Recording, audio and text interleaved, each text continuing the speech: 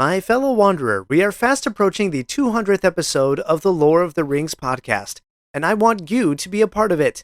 I'm bringing together voices from our wandering community to share their favorite passages from J.R.R. Tolkien's works. Here's where you come in. Share with me your most beloved lines from Tolkien and why you love them so much. And I may include your thoughts in episode number 200. So, what is your single most favorite line from Tolkien's tales?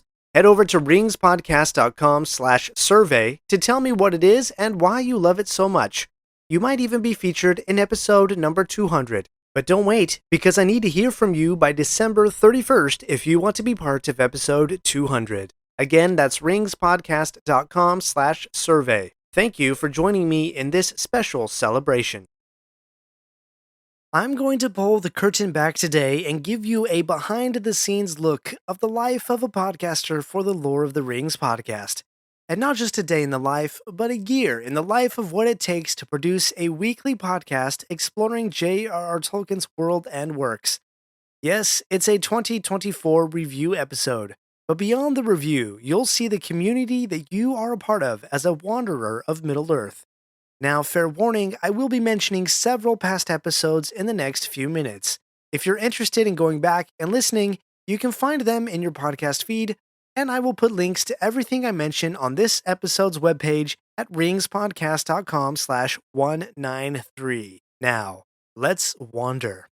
2024 was quite the year for the Lore of the Rings podcast. As of this recording, there were 104,000 total downloads for the year. Thank you, thank you, thank you.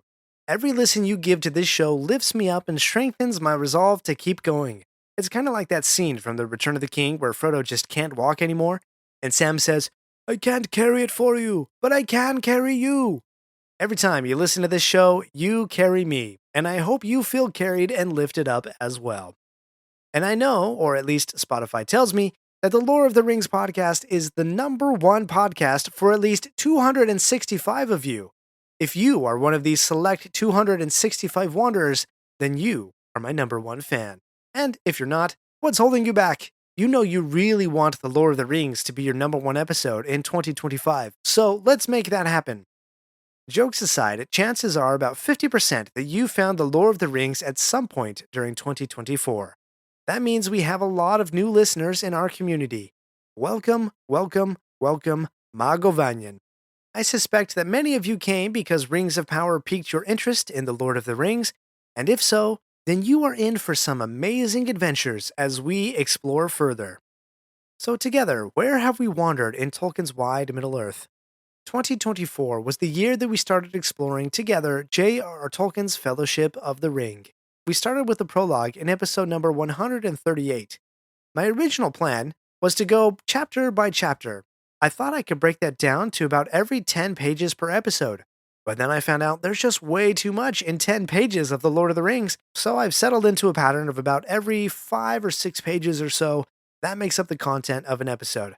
I haven't done all of the calculations yet, but right now we are in chapter 10. We're about to start chapter 10 of book 1 of Fellowship of the Ring, the chapter called Strider.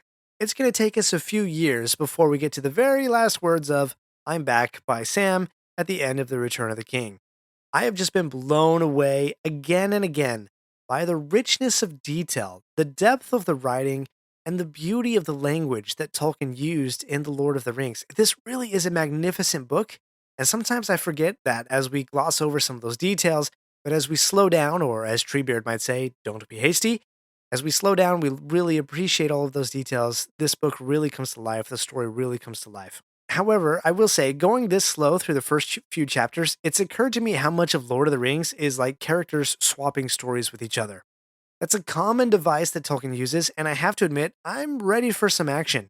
Yes, we've had some action with the Black Riders and Tom Bombadil with the Borrowite, but I'm ready to get to Aragorn's story because to me, Lord of the Rings is Aragorn's story. That's what I love. That's one of the things that I love most about the Lord of the Rings is Aragorn.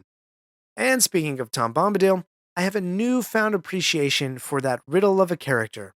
Before I was ready to just dismiss him or skip those chapters if I read it. In fact, there's several on-screen adaptations that just fully skip Tom Bombadil, not until Rings of Power Season 2 came along. And Tom Bombadil continues to be one of those mysteries, one of those enigmas that are not fully explained in The Lord of the Rings. But I will say I found a whole new appreciation for Tom Bombadil, and especially for his role as the master of wood, water, and hill. Just seeing that pattern so many times has really blown me away from just the micro interactions and the micro scenes all the way up into the macro 3 chapters that we find Tom in. It's just a really amazing theme to look into. So if you want to go back and explore Tom Bombadil again, that starts in episode number 159. Again, the links to that episode will be in the show notes for this episode, ringspodcast.com/193. However, Fellowship of the Ring was not the only piece of Middle Earth that we wandered into. We did have the second season of Amazon Prime's Rings of Power, and I was doing episode by episode reviews using my patented 5 wizard staff review system for each episode, but there came a point where I was just simply tired of watching, and I have my reasons for that. I'm not going to rehash all of them here. I will just sum it up by saying that there were just so many inconsistencies and just terrible storytelling, just lack of skill and passion for good storytelling that I just couldn't stomach it anymore. There's plenty of obscure lore. That was great. Obscure lore references. The Suzat is the Shire. Okay, great. Obscure lore. That's fantastic. The music, absolutely fantastic. And there were some other really good things as well. But all in all, I think it was just bad writing, bad storytelling, bad dialogue, bad characters, and I just couldn't watch it anymore. Couldn't review it anymore. So if you want to go back and listen to my episodes on Amazon's Rings of Power, I'll put a link in the show notes that you can find at ringspodcast.com/193. But Rings of Power wasn't the only new on screen adaptation for Tolkien's works that we had in 2024. We recently had the privilege of returning to Rohan with the new War of the Rohirrim film. I was particularly excited about this film, especially after doing my breakdown of the lyrics to the song The Writer, which you can find in episode number 189. And while we've explored Middle Earth, we also went beyond the stars with a special guest episode with the Captain's Pod, with Danae and Ian from the Captain's Pod. That was episode number 168, where we explored J.R.R. Tolkien and Gene Roddenberry and compared and contrasted some of the things between Middle Earth and Star Trek, between Lord of the Rings and Star Trek, and we even had some character mashups, Gandalf versus Captain Picard, the Borg versus, I can't even remember. We'll have to go back and look at that. That was episode number 168. Fantastic conversation with Ian and Danae over at the Captain's Pod. Go check that out. Again, link in the show notes. And we heard from many other special guests this year as well.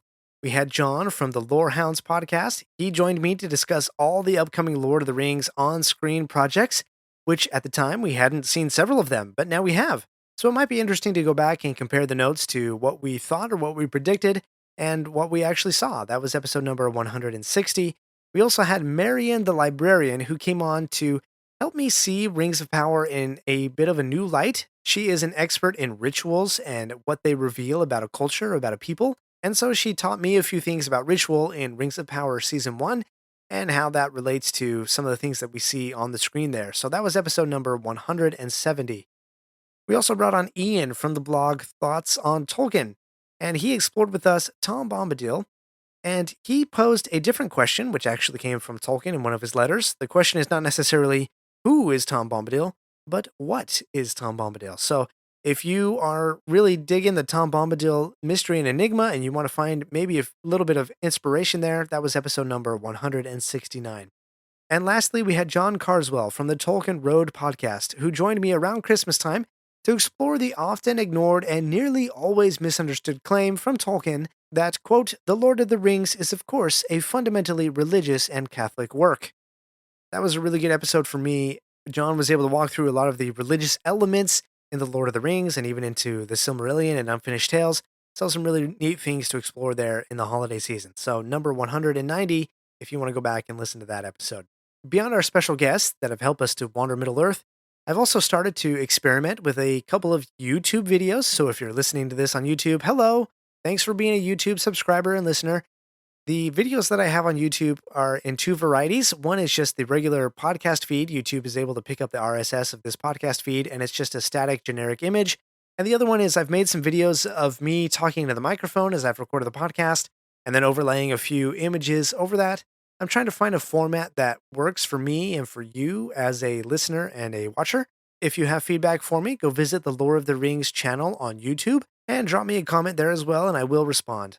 And you can always send me a note using the contact form at ringspodcast.com. And speaking of ringspodcast.com, that is also a new addition for the Lore of the Rings podcast this year. If you have been listening to this show for more than, let's say, 6 months or so, first, let me say thank you. You've been with me for a long time. And second, you're well aware of all the various links that I've mentioned so many times. buymeacoffee.com/LOTR podcast, Linktree/LOTR podcast, etc., etc., etc. Well, no more. Ringspodcast.com is the central place for this show. You can find all the episodes, the occasional blog post, links to social media, a contact me form, and even a place where you can drop me a voicemail, all at ringspodcast.com. Plus, it's made it super easy for me to mention links to you, so I hope that you can appreciate that simple format. And I just mentioned this, but if you go to ringspodcast.com, you can send me a voicemail like the one in episode number 188, where Luke, who was a Luke, I just said that like in Star Wars. Go back to episode number 188 and listen to Luke, where he dropped me a voicemail asking for my reactions to the War of the Rohirrim trailer. In 2024, I also read 2 new Tolkien books for the first time, if you can believe that. There's actually plenty more Tolkien that I haven't read, but these 2 books really opened my eyes to a lot of different things, and you've probably heard me reference them more often as we've gone throughout the episodes throughout the year. The first is a beautiful book called The Making of Middle-earth. This book is just fantastic. It has a beautiful hardcover. It looks like a piece of art. Honestly, it really does. There's a short biography for Tolkien and maybe diving into a couple of inspirational pieces for some of the stories that he had. And then it has high-level sketches of sources and summary. I did not fully appreciate Tolkien's academic background as a philologist and medievalist until I read The Making of Middle-earth. And that has really helped me look at The Lord of the Rings through a brand new lens and helped uncover new insights for me. So I highly recommend that. The Making of Middle-earth. Again, a link to purchase that on Amazon. You can find that at ringspodcast.com/193. And the second book was The Letters of J.R.R. Tolkien, the revised and expanded edition. Wow, this book is just copies of letters that Tolkien wrote. We don't have the letters that were sent to him. There are some notes and commentary sometimes, but these are just straight up letters that Tolkien wrote to people, to family members, to fans, to publishers. There was even a cover letter for a job application, I think, for one of his first professorial positions. So just looking at the letters, I am blown away by the amazing mind of J.R.R. Tolkien. It was really something unique, really something fantastic, and it inspires me. It really, really does. It's amazing to me that we got The Lord of the Rings with just how busy he was, how scattered he could be, how disorganized his life was, how many times he was sick, or his wife Edith was sick, or something was going on in his life. There were always all of these distractions going on in his life. I am just grateful that we got as much of The Lord of the Rings and The Hobbit and those first few drafts of the Silmarillion as much as we did. I just wish that we could have gone and cleared his schedule. Clearly, we don't want to take away his family, but some of those other, just career busyness things, I wish we could have taken those off of his schedule and just said, hey, do you mind any moment that you're not with your family, come and let's explore Middle-earth together. That would have been amazing. And I actually pulled a few thoughts from J.R.R. Tolkien's letters for my Thanksgiving and Christmas episodes. And again, if you would like to purchase those books, The Making of Middle-earth and The Letters of J.R.R. Tolkien, I do have links to those at ringspodcast.com/193. Those are Amazon affiliate links, and I may receive a little commission if you do purchase from them at no extra cost to you. So thank you for supporting the Lore of the Rings podcast. So we have covered so much ground in 2024. And believe it or not, there is so much more to go. So where do we go from here? What are the plans for the Lord of the Rings podcast going into 2025? My fellow wanderer, we are fast approaching the 200th episode of the Lore of the Rings podcast, and I want you to be a part of it. I'm bringing together voices from our wandering community to share their favorite passages from J.R.R. Tolkien's works. Here's where you come in. Share with me your most beloved lines from Tolkien and why you love them so much. And I may include your thoughts in episode number 200. So, what is your single most favorite line from Tolkien's tales? Head over to ringspodcast.com/survey to tell me what it is and why you love it so much.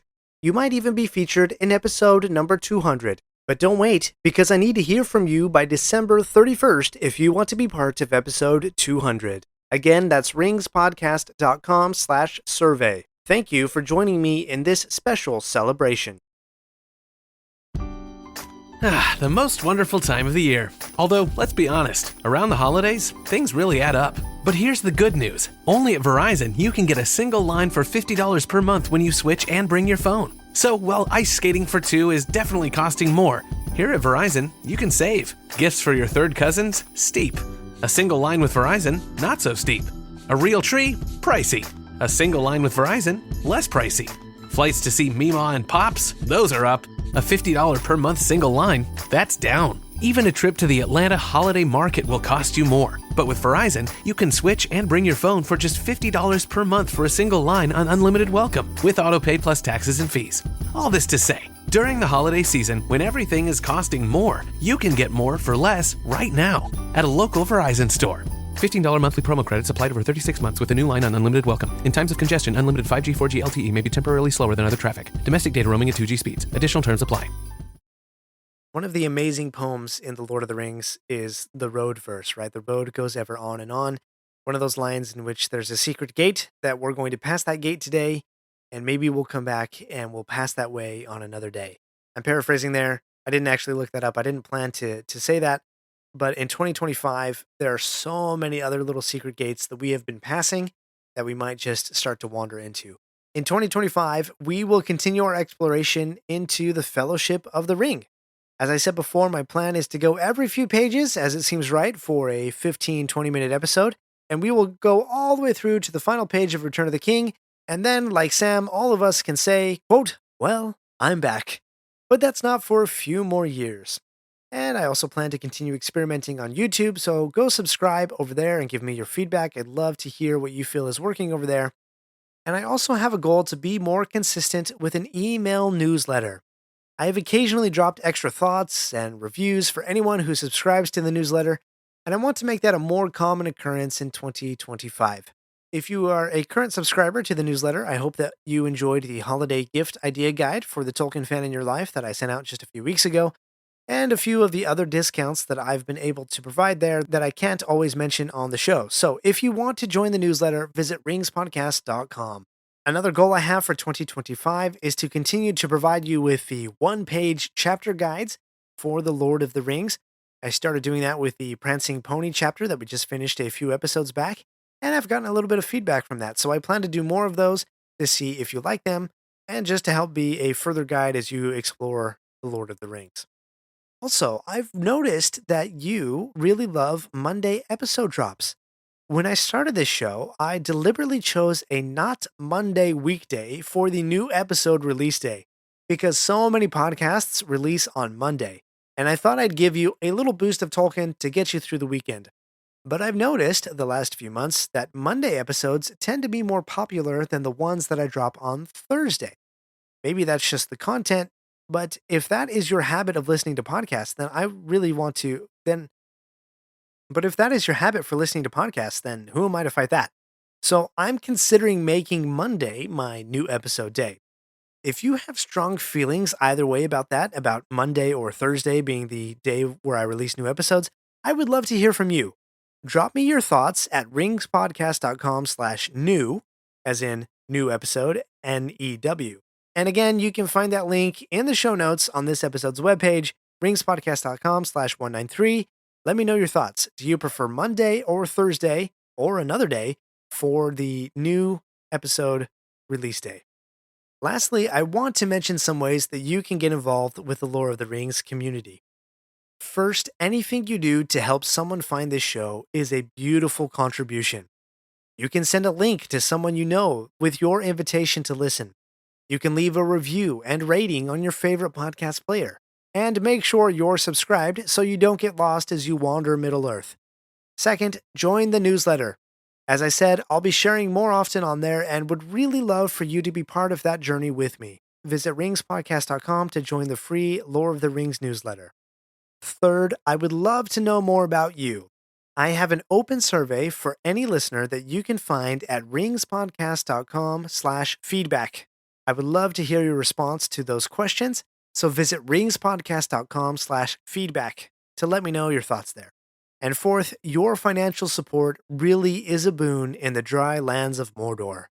Big thank you to the Old One, who is our executive producer, and to Joan and Joy and all others who have supported me throughout this year in buying me a Dr. Pepper or in joining a membership. Your support really is, as I said, a boon in the dry lands of Mordor. If you would like to support the Lord of the Rings podcast, you can do so by visiting ringspodcast.com/member. I know that every donation comes from a place of sacrifice for you, and it means the world to me that we get to be on this journey together. If any of those previous episodes or links to resources sounded interesting to you, you can find all of those at ringspodcast.com/193. That's 193, the number of this episode, to visit any of the links that I mentioned earlier. And to wrap all of this up, as I say in every single episode, in 2024 and going on into 2025, thank you for wandering Middle-earth with me today. If you're a maintenance supervisor for a commercial property, you've had to deal with everything from leaky faucets to flickering light bulbs. But nothing's worse than that ancient boiler that's lived in the building since the day it was built, 50 years ago. It's enough to make anyone lose their cool. That's where Grainger comes in. With industrial-grade products and dependable fast delivery, Grainger can help with any challenge, from worn-out components to everyday necessities. Call, click Grainger.com, or just stop by. Grainger, for the ones who get it done. The most wonderful time of the year. Although, let's be honest, around the holidays, things really add up. But here's the good news. Only at Verizon, you can get a single line for $50 per month when you switch and bring your phone. So while ice skating for two is definitely costing more, here at Verizon, you can save. Gifts for your third cousins? Steep. A single line with Verizon? Not so steep. A real tree? Pricey. A single line with Verizon? Less pricey. Flights to see Mima and Pops? Those are up. A $50 per month single line? That's down. Even a trip to the Atlanta Holiday Market will cost you more. But with Verizon, you can switch and bring your phone for just $50 per month for a single line on unlimited welcome, with autopay plus taxes and fees. All this to say, during the holiday season, when everything is costing more, you can get more for less right now at a local Verizon store. $15 monthly promo credits applied over 36 months with a new line on unlimited welcome. In times of congestion, unlimited 5G, 4G LTE may be temporarily slower than other traffic. Domestic data roaming at 2G speeds. Additional terms apply.